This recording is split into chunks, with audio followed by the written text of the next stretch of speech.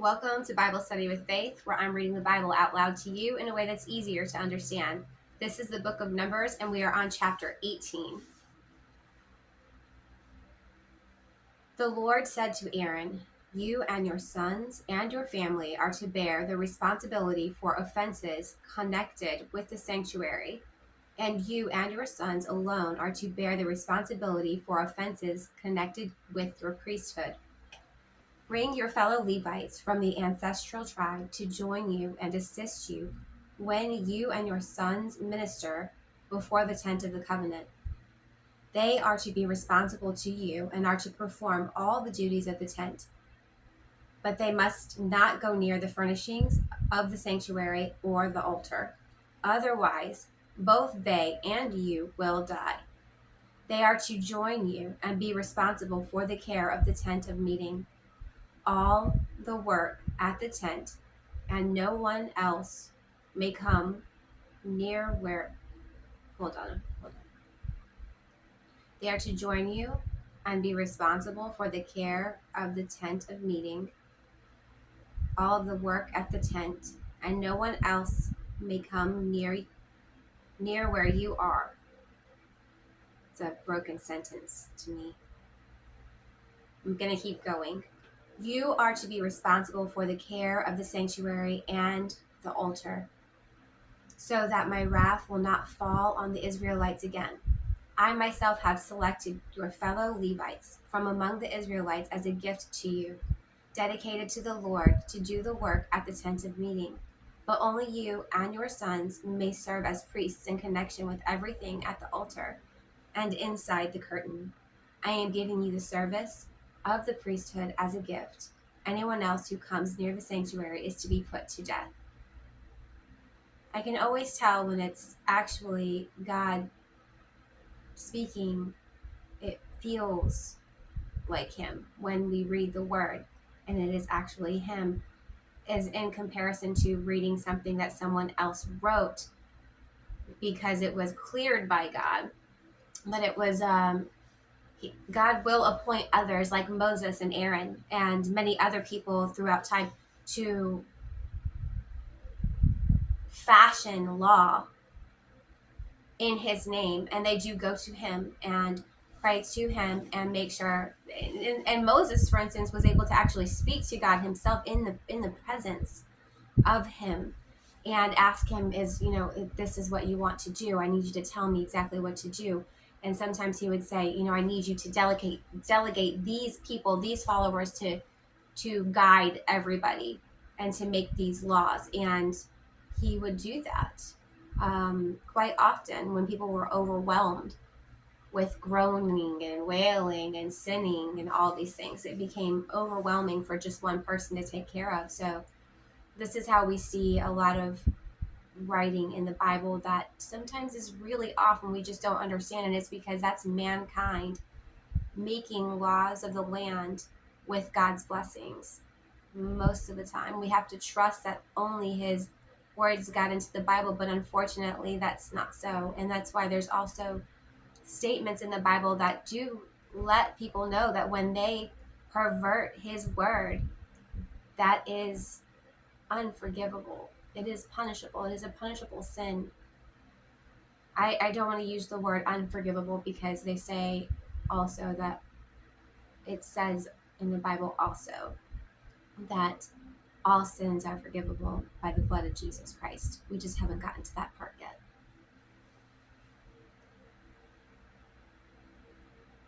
Then the Lord said to Aaron, "I myself have put you in charge of the offerings presented to me. All the holy offerings the Israelites give me, I give you and your sons as your portion, your perpetual share. You are to have the part of the most holy offering that is kept from the fire.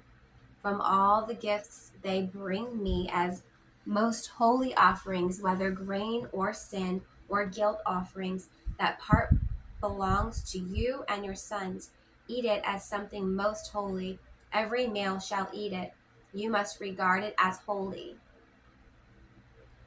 This also is yours. Whatever is set aside from the gifts of all the wave offerings of the Israelites, I give this to you and your sons and daughters as your perpetual share. Everyone in your household is to ceremonially clean, who is ceremonially clean, may eat it. Well, you try saying that 3 times.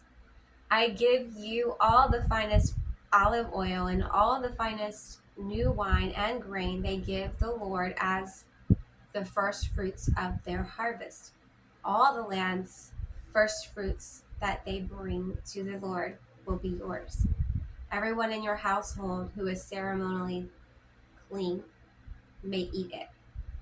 Everything in Israel that is devoted to the Lord is yours. The first offspring of every womb, both human and animal, that is offered to the Lord is yours. But you must redeem every firstborn son and every firstborn male of unclean animals. When they are a month old, you must redeem them at the redemption price set at 5 shekels of silver, according to the sanctuary shekel, which weighs 20 gerahs. But you must not redeem the firstborn of a cow, a sheep, or a goat. They are holy. Splash their blood against the altar and burn their fat as a food offering, an aroma pleasing to the Lord. Their meat is to be yours, just as the breast of the wave offering and the right thigh are yours. Whatever is set aside from the holy offering the Israelites present to the Lord, I give to you and your sons and daughters as your perpetual share. It is an everlasting covenant of salt before the Lord for both you and your offering. The Lord said to Aaron, you will have no inheritance in their land, nor will you have any share among them. I am your share and your inheritance among the Israelites.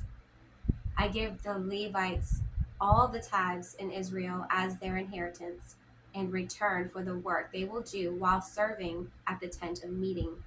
For now on, the Israelites must not go near the tent of meeting, or they will bear the consequences of their sin and will die.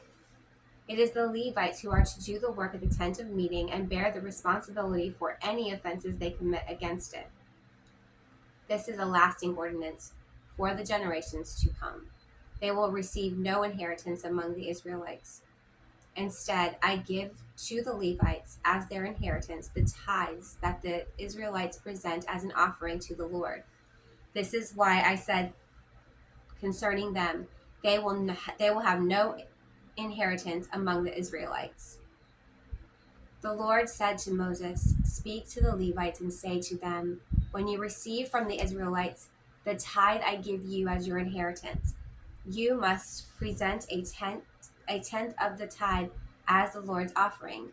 Your offering will be reckoned to you as grain from the threshing floor or juice from the winepress. In this way, you also will present an offering to the Lord from all the tithes you received from the Israelites.